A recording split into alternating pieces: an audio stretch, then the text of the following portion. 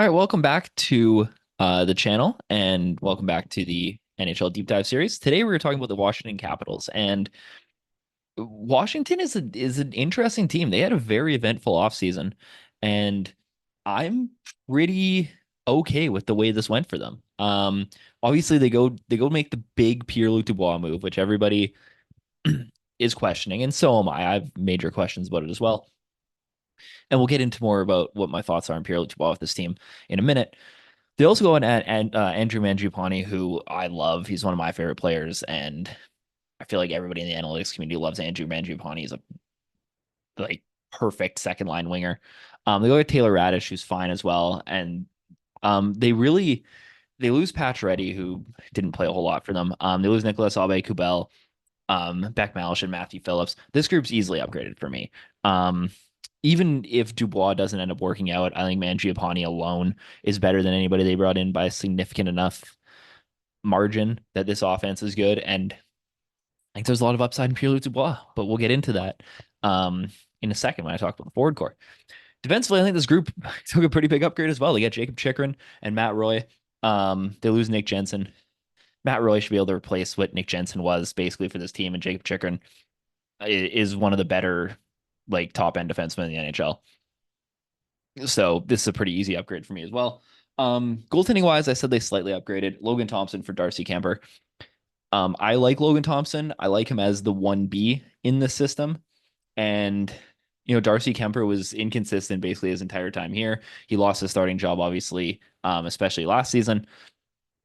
So getting kind of another kind of 1B, a better 1B over the last couple years in isn't a bad decision. So I like Logan Thompson, but I don't think it's a huge, massive upgrade. So they just get the slightly upgraded there. So yeah, I mean overall, like I think Washington upgraded everywhere. Jumping into the forward core, I have them 26th in the NHL, tied for 26th in the NHL. And again, these rankings have changed a little bit because the rankings I was doing at the beginning were based on what the rosters look like then. And then, of course, like the Patrick Laine move happens, the offer sheets happen.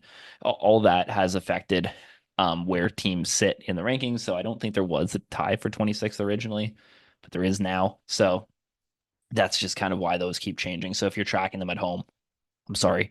Maybe I'll post like a full breakdown of where everybody currently sits once I'm done the series on Instagram. So follow my Instagram. It's linked in the description.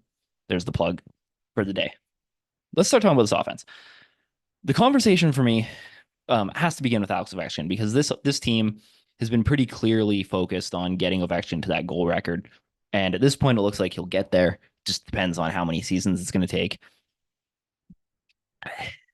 Ovechkin last year had his worst shooting percentage season since 16-17, and it was his fourth worst shooting percentage season, period, in his career. That concerns me a little bit because of his age. Now, he's been able to bounce back from that before. Obviously, 16-17 was a long time ago. So we'll see if he can get back to being, a 13, 14% shooter as opposed to the 11, I think it was 11.8 he was at this year. And I think this is actually kind of a good time to talk about Pierre-Luc Dubois because I actually think Pierre-Luc Dubois is the better center for him. I love Dylan Strome, and I'm going to talk about Dylan Strome at length right away. But I think Pierre-Luc Dubois is the better center for him. Pierre-Luc Dubois' style fits what Ovechkin needs in a center. Pierre-Luc Dubois is not a big rush guy. He's very much a slow build-up, generate the offense in the zone, control the puck, look for opportunities kind of player that did not fit with what LA was doing, right? Like you look at what Pierre-Luc Dubois when he was with the Jets. He was a very productive player. Like Pierre-Luc Dubois was putting up very good numbers in Winnipeg. The problem was he just didn't want to be there, right?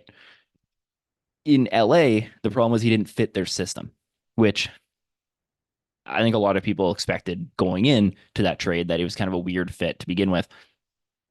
And it turns out that they were right. Pierre-Luc Dubois fits the Capital system. Pierre-Luc Dubois is still pretty young. People jump to it because the contract is a huge risk, and I get that. I'm not saying the contract's good because right now it looks awful, and I think it was awful at the time. Even if he did fit into that LA system, I still think it would. Like I don't think Winnipeg Pierre-Luc Dubois was worth that kind of money. But I think if you put him in the right position, and I think that position is playing him with Tom Wilson and Alex Ovechkin on the top line, Pierre-Luc Dubois could flourish, and we could see him like get close to that 65, 70 point mark again. I really do. I think he's the perfect center for Alex Ovechkin. Now, Dylan Strome is also a very good like playmaking center, and it, he's very underrated. There's so many like analysis. I think Jack, who I've had on the show, has done a deep dive on Dylan Strome, and it was really good. Or I've had a conversation with him about it. So if he hasn't done that, Jack, if you're watching, do your deep dive on Dylan Strome so I don't look like an idiot. But I think Dylan Strome's fit is actually better with the Connor McMichael and Andrew Mangiapane if that's what they end up doing as their second line. And that line can just control play. They can be a good rush offense. They can kind of drive. You have a bunch of really good play drivers. Obviously, Connor McMichael is still developing, but Dylan Strome and Andrew Mangiapane fit together pretty well. And that's really how I'd see if I was running this offense. That's what I would try. I'd play Dubois with Ovechkin and Tom Wilson, let them be kind of that slow build up team, let Ovechkin find his open space, let Dubois feed him. And I mean, when Pierre-Luc Dubois played with Kyle Connor, he was an electric playmaking center. Again, he just didn't want to be there. That was kind of the problem. So I have high expectations for this top six.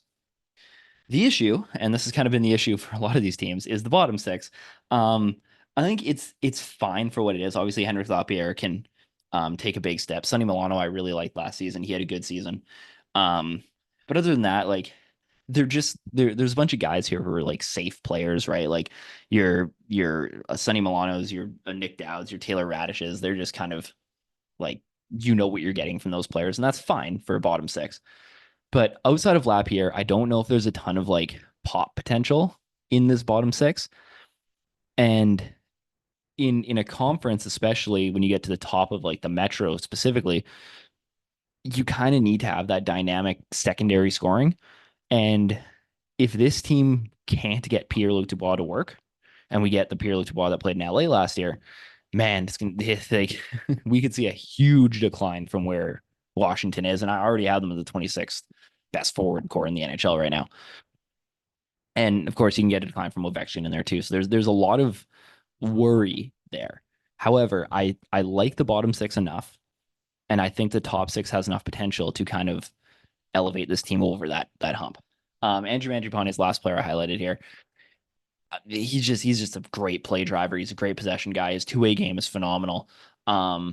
He's somebody that like he would never make a Team Canada Olympic roster, but I think if you really wanted like a gadget player that you can throw it on like play for 5-6 minutes a night in an Olympic sitting that just isn't going to do anything wrong and is going to be a good defender, play those tough minutes, like Andrew Mangiapane is kind of the pick. Like when I did I think it was the 2018 Team Canada roster, I had Blake Coleman on my fourth line and people freaked out, but he's very much that kind of guy you could just at that moment, like he was kind of the Andrew Mangiapane of right now, where he's just somebody you could just throw out there and play those really hard minutes and can also play in your top six, but obviously in the Olympic setting that wouldn't be the case. But in an NHL setting, obviously, it you don't have as much talent as you would on Team Canada. So obviously he played for Team Canada at the Worlds and he looked really good. And anybody who watched the World Championships this year saw Andrew Mangiapane like look like a star on an Olympic stage, and he looked like he belonged there. So I don't think it's that crazy of a take. I don't think it's going to happen, but Andrew Mangiapane has been my guy for pretty well forever. So I'm excited to see him on a team that's going to be competitive this season. Whether or not there'll be a playoff team, they're going to be competitive. Looking at the blue line, I have this blue line third right now in the NHL, and I don't know if I was to actually go through and rank these blue lines like as a full body of work and not based on like the ratings levels that I've given them. I don't know if I'd put this defense third, but they'd be in the top 10 for sure. Like I think this blue line's pretty good. It's led by Jacob Chychrun, who I think is the best defender on this team now. Or the best defenseman on this team. I shouldn't say defender, but best defenseman on this team.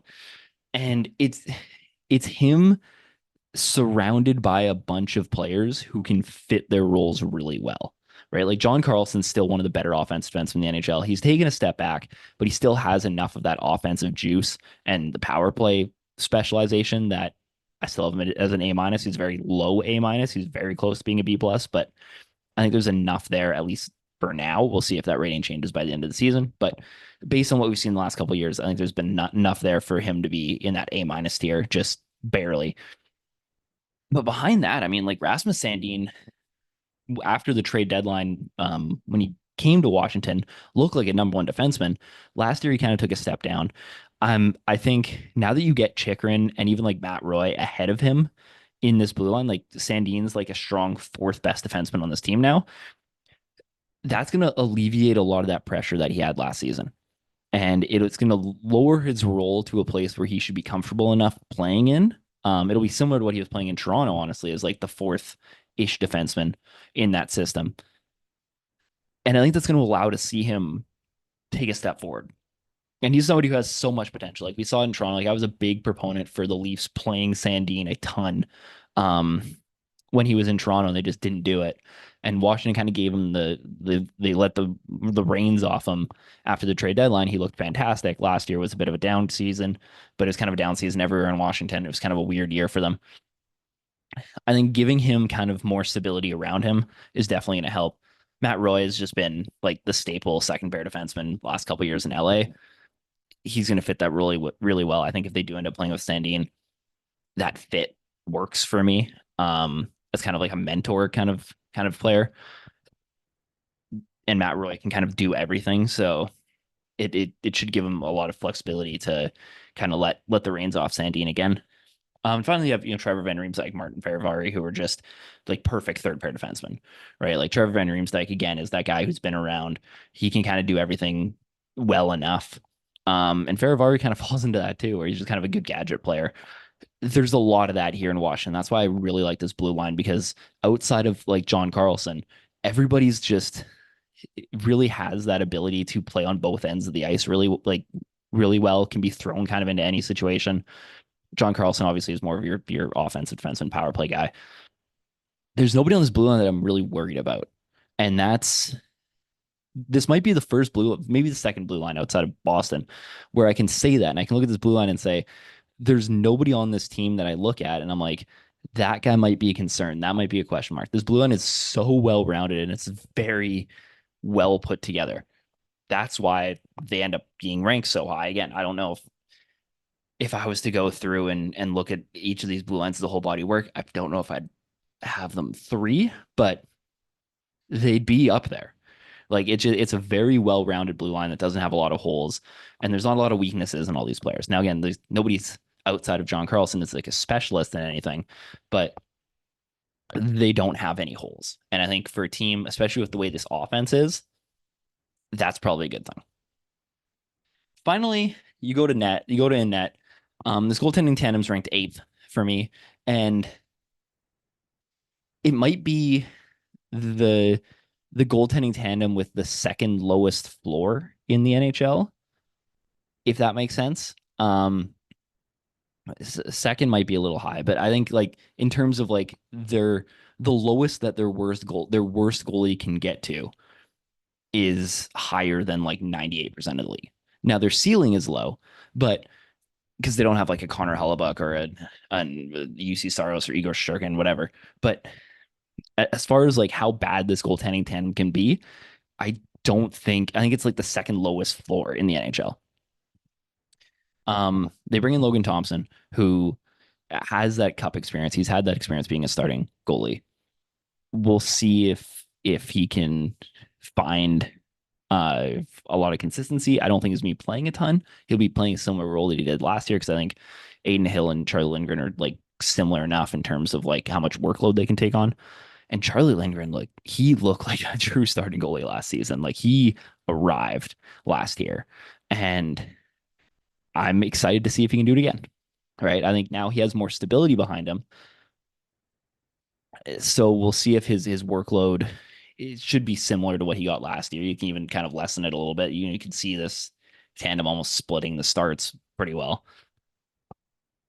But he looked like he was a starting caliber goalie last year, like a good starting caliber goalie. So if he can do that again, are we talking about Charlie Lindgren being a fringe top 10 goal in the NHL? I don't think that's like insane. Now he has to have another stellar season for that to be the case, but that's a possibility, right? Like, and I love them bringing Logan Thompson too. I think it's a really smart, cheap acquisition in net. This is a team not spending a lot of money on goaltending, and they have one of the best tandems in the league. So it they really did a good job. Like I think Washington overall did a fantastic job upgrading in the areas that they needed to. They take a huge risk on the Pierre-Luc Dubois thing, but again, I think Pierre-Luc Dubois fits what this team is trying to do extremely well. So if he can get back to where he was, 2 years ago in Winnipeg, and can play with Ovechkin the way he did with Kyle Connor, and kind of allow Ovi to get that open space again, get to those spots where he likes to shoot, and Ovechkin can get a shooting percentage back up to the 13, 14%. Washington's a playoff team. Like they were a playoff team last year, and they improved everywhere. But anyway, thank you for watching. Let me know what you think of the Capitals. I think this is a really controversial team. This might be a controversial take, but I really like Washington. I love what they did this offseason. I like their team construction. I think the offense has a decently high ceiling. I think their floor is really low offensively, but everywhere else, this team's pretty solid. And that might be enough to get them into the playoffs in the East. And I think it will be. But let me know what you think of the Capitals down below, and we'll see you in the next video. Thanks for watching. Make sure you like and subscribe. And yeah, see you in the next one.